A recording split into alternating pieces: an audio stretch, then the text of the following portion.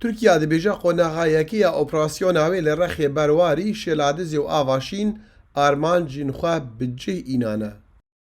Şer li çend berokana lê vîdyoyên ji Wezareta Berrevaniya Tirkiya digihine mîdyayê piranî êrişên firokan, helîkopter û dronan nîşan didin.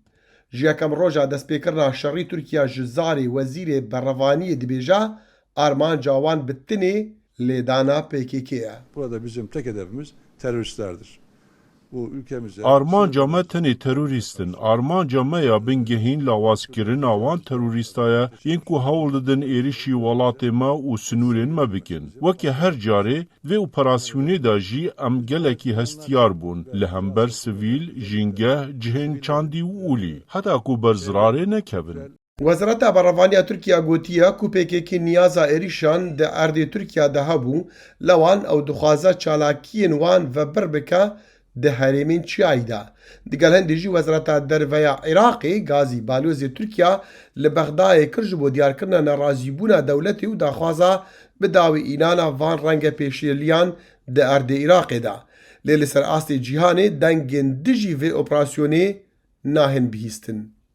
Ji ber berdewamiya operasyonên Tirkiya di herêmên Kurdistana Iraqê de û li Bakurê Rojhilata Sûriya jî li çend salên borî Kurdan guman ji niyaza Tirkiya heye.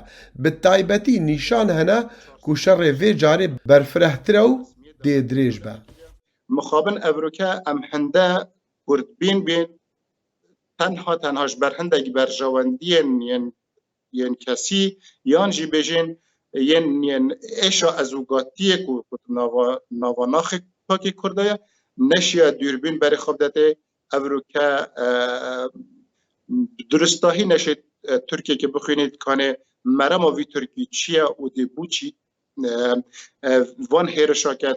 Hinek layanên siyasî û çavdêr bi eşkereyî dibêjin rayadarên Herêma Kurdistana Iraqê bi taybetî Partî Demokratîk Kurdistan hevkariyê bi Tirkiye re dikin di vê operasyonê de. Eger evroke ev her sê serokatiyet bêdeng be an ku ev her sê serokatiyet razî ne bi van hêrişên evên Tirkiya dixîte ser Başûrê Kurdistanê.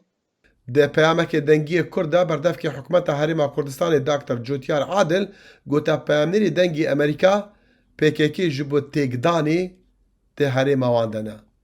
نسبة يا بردمانا يا تركيا بو منطقة ما أبا برا سبب أو بكاكا ليرانا بكاكا تشتكت ليرا أجر بو تكدانا وضعي وبولا واسكرنا قواره هربا نبي بكاكا تشتكت ليرا بو ناشتا باكور هزن PKK بن هزن پشمرگی بن باشترین چارەسەری بوانا اوت ایکودو بگهن نکو بهن دست دشمنکی بگرن و ایکودو پی بنبر بکن ایکودو پی نهیلن برواجه هبونا هر دو کا پیگ و